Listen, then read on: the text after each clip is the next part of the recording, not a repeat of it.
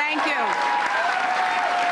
I am so happy to be here, so pleased as I look out in the audience to see a lot of familiar faces, but also to be here to enthusiastically endorse my friend, Terry McAuliffe, to be your next governor.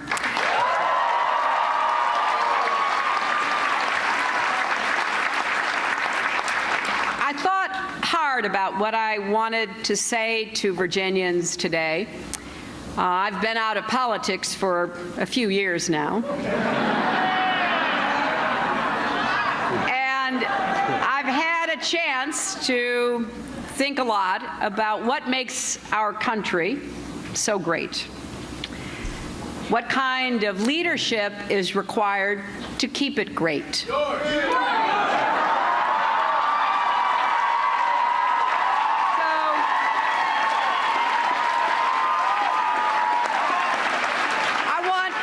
Start by sharing a little bit with you about Terry and Dorothy, because Bill and I have been fortunate to call them our friends, our very close friends, for many years now. We've been in so many different situations together.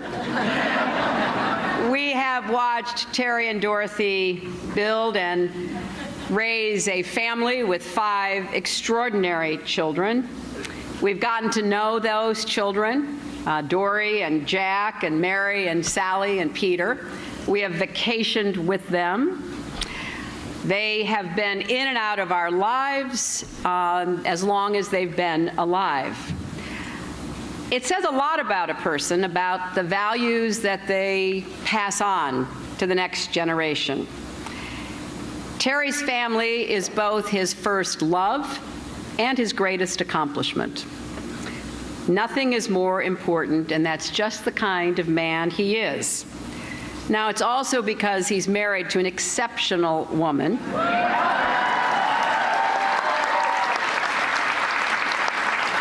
She is a champion not only for her 5 children, but for all children.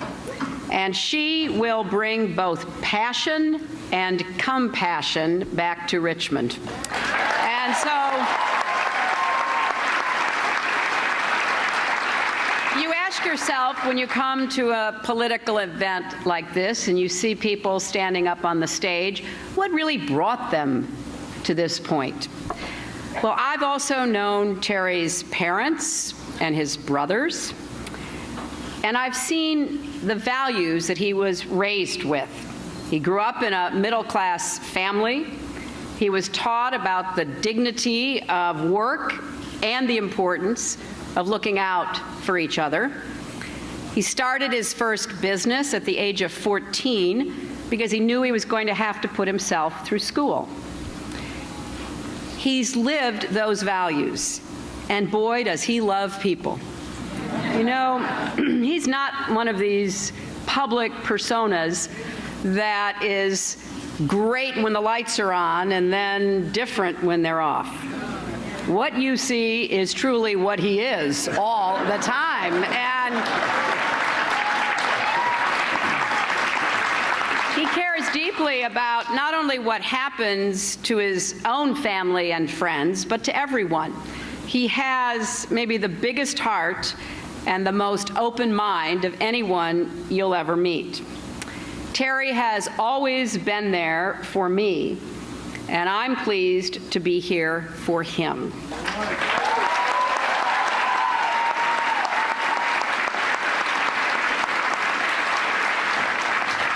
There are times when none of us can sit on the sidelines. And right now, here in Virginia, is one of those times. I don't have to tell you, I hope, that the whole country is watching this election. Watching to see whether the voters of Virginia lead the way of turning from divisive politics, getting back to common sense and common ground. Also,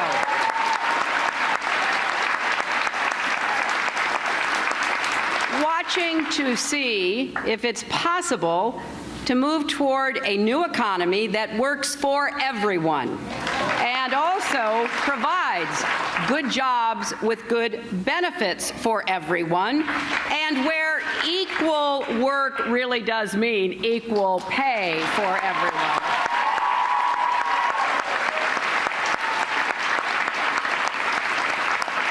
The whole country is watching to see if the rights of women and girls will be respected, especially over our own bodies and our health care. So, even if I had never met Terry and Dorothy, even if I didn't know him to be a man of uncommon generosity and goodness, I would still be supporting him for your governor, because I believe that Terry has what it takes to lead Virginia forward in this rapidly changing world. Now, I've spent 4 years traveling across the globe, a great honor and privilege to represent all of you. And I have learned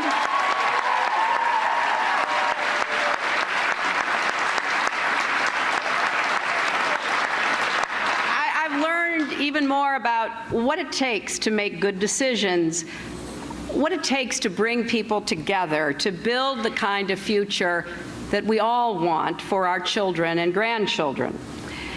I've seen leaders who are divisive, and I've seen leaders who are unifiers. I've seen leaders who are exclusive, and I've seen leaders who are inclusive. Now, recently in Washington, unfortunately, we have seen examples of the wrong kind of leadership. When politicians choose scorched earth over common ground, when they operate in what I call the evidence-free zone,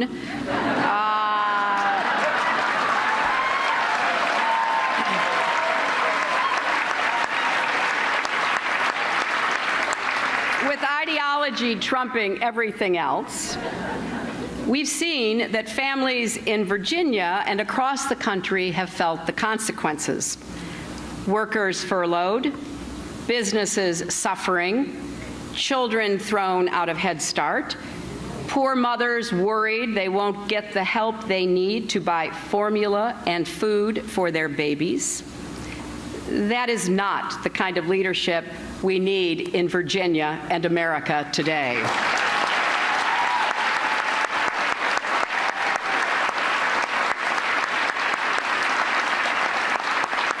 Virginia has a history of getting it right, of electing problem-solving governors like Mark Warner and Tim Kaine, who rolled up their sleeves.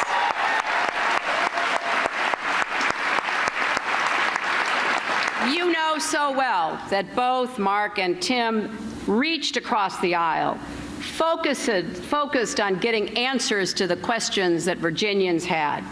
That is the kind of leader Terry is. That is the kind of governor he will be. For example, when Governor McDonnell worked with the legislature to make historic investments in transportation that are vital to Virginia's future, Terry was there supporting him and the legislature every step of the way. Now, some would say, well, why'd you do that? He's a Republican governor. It's a Republican legislature. Real simple answer. It was the right thing to do, and Terry McAuliffe did it.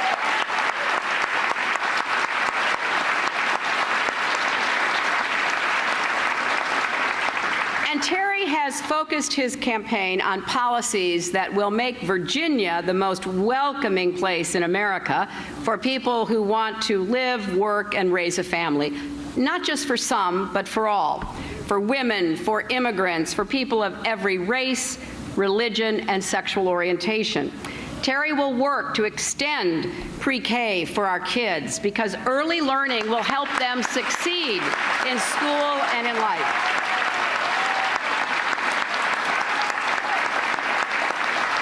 And by the way, let's give another hand to our teachers like Kelly, who work so hard every day because they believe in our kids.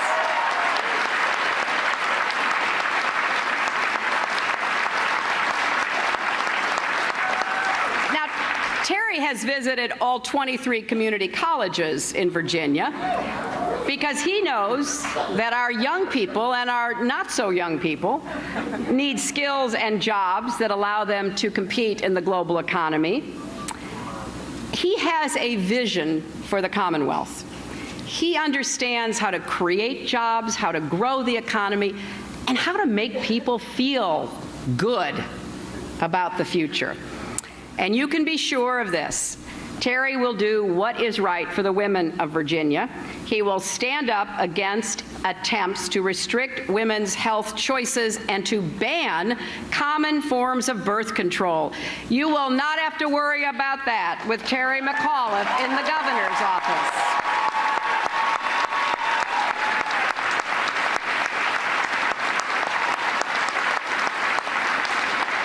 McAuliffe does not have a discriminatory bone in his body. He will work to stop efforts to discriminate against people for who they love. It is not just the right thing to do, it is also the smart thing to do. Because if Virginia wants to keep attracting the best minds and businesses from across the world, openness and tolerance are essential. They are the building blocks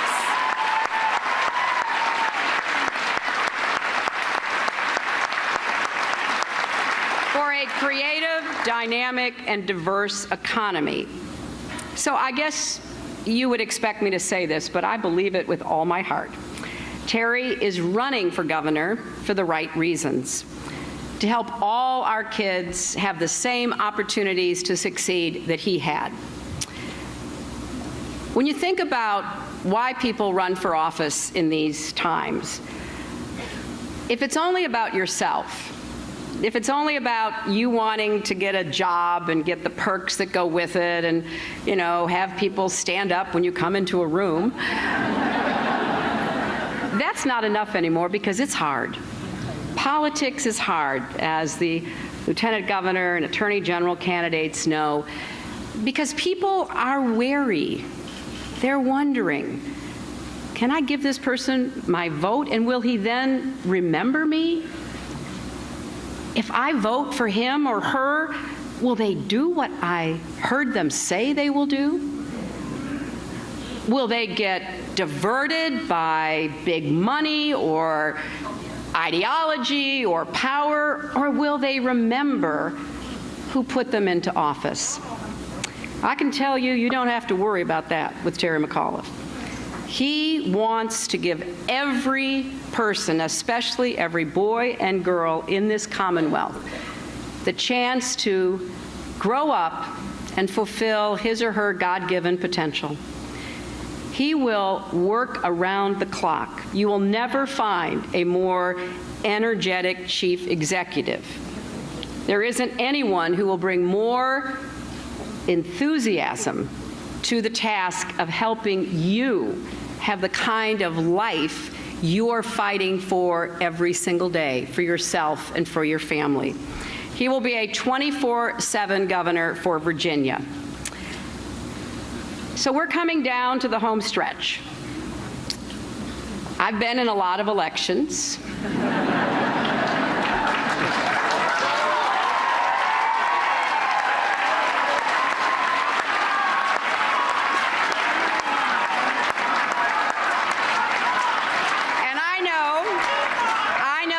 That at the end of the day, it all comes down to who takes the trouble to show up and vote.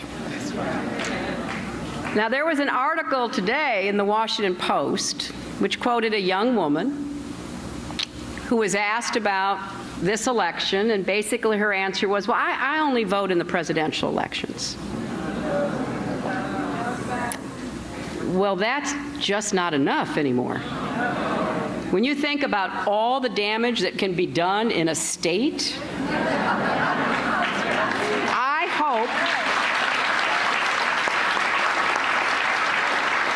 hope each and every one of you will take it on as a personal mission to encourage the people you work with, you go to school with, you live next door to, you meet in the supermarket, wherever you are. Encourage people to vote and recognize what is at stake in this upcoming election. You know, Terry held up this card, the Get Out the Vote card.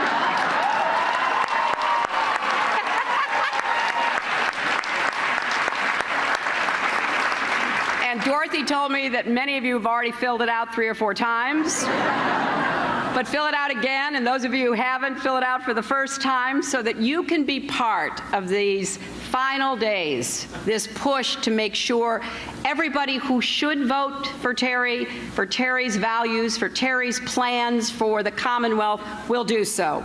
Now, I love saying Commonwealth because, you know, that's an old word. And it is rooted in the idea that the common good should come before our personal or political interests. An old-fashioned idea, but a really important value. It's what our founders, so many of them from right here in Virginia, believed was the soul of the American experiment. You know, when Alexis de Tocqueville visited our country 200 years ago, he marveled at the way Americans came together, how we volunteer, how we help one another. He called it, in a memorable phrase, our habits of the heart. I don't think there's any other people in all of history or anywhere on the globe today who have those habits. But habits are no good if you don't exercise them. Habits are no good if they atrophy because of cynicism about what we can do together. I have great confidence in what is available for each of us to do to contribute to the Commonwealth and to the country that we love. Every one of us has benefited by being given the fruits of the labors of so many people who came before. We cannot let those who do not believe in America's progress hijack this great experiment and substitute for the habits of the heart suspicion, hatred, anger, anxiety, and insecurity. That's not who we are as a people. Terry McAuliffe has some of the finest habits of the heart of anyone I've ever met. It's what makes Terry the man he is, and with your hard work and your help, it is what will make him a great governor. Supporting and voting for Terry McAuliffe will make you proud of yourselves, of this Commonwealth, and yes, of our country, because we will have confidence and optimism back in lead for all the values and ideas that can be generated to create the kind of future that the children that we love and cherish deserve. So everybody, please, let's get out and get that vote on November the 5th. Thank you all.